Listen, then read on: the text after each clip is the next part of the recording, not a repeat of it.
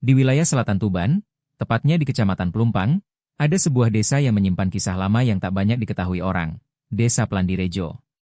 Cerita asal-usulnya tercatat dalam dokumen perencanaan desa, dan dituturkan kembali oleh warga dari generasi ke generasi. Kisah yang bermula dari gelombang besar sejarah dunia, Perang Salib.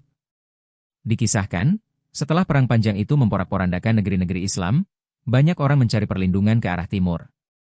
Salah satunya seorang pendatang yang kabarnya berasal dari wilayah Timur Tengah. Ia mengarungi perjalanan jauh hingga akhirnya terdampar di pesisir Tuban.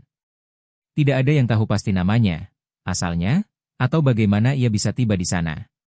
Yang jelas, ia datang sebagai pengungsi, dengan pakaian sederhana, sarung lusuh, dan selendang yang terlihat selalu menjuntai. Dari pesisir, ia berjalan menembus hutan, mengikuti aliran sungai, sampai menemukan sebuah tempat sunyi jauh dari keramaian. Sebuah kawasan penuh pepohonan, tanah subur, dan sungai kecil yang mengalir tenang. Di tempat inilah ia memutuskan untuk berteduh, membuka lahan, dan tinggal secara mandiri. Karena pakaiannya yang selalu terlihat keleweran, compang-camping dan melambai tertiup angin, warga sekitar menjulukinya Mbah Klewer. Sosok misterius, pendiam, namun rajin bekerja. Lambat laun, keberadaannya menarik perhatian penduduk sekitar yang mulai menetap dan membuka ladang di tempat yang sama. Konon, makam Mbah Klewer kini berada di Dusun Plandi, wilayah yang menjadi cikal bakal berdirinya desa ini. Nama, Plandi, sendiri lahir dari kebiasaan warga yang sering bertanya kepada Mbah Klewer tentang perkembangan tempat itu. "Sok, kapan dadine?" tanya mereka. Dan Mbah Klewer selalu menjawab dengan sederhana, "Alon-alon, penting dadi. Pelan-pelan, yang penting jadi." Dari ungkapan itu, nama Plandi mulai dikenal.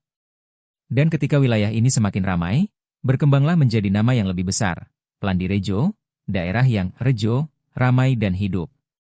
Seiring waktu berlalu, tanah yang dulu dibabat Mbah Klewer berubah menjadi pemukiman. Warga menjadi petani, buruh tani, dan penggarap lahan. Tradisi, kebiasaan, dan cara hidup mereka tumbuh dari kesederhanaan sosok yang pertama kali menginjakan kaki di tempat itu.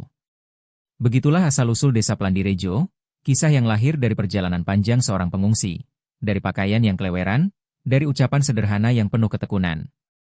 Kisah yang mengingatkan bahwa sesuatu yang besar bisa tumbuh dari langkah kecil. Alon-alon, penting dadi.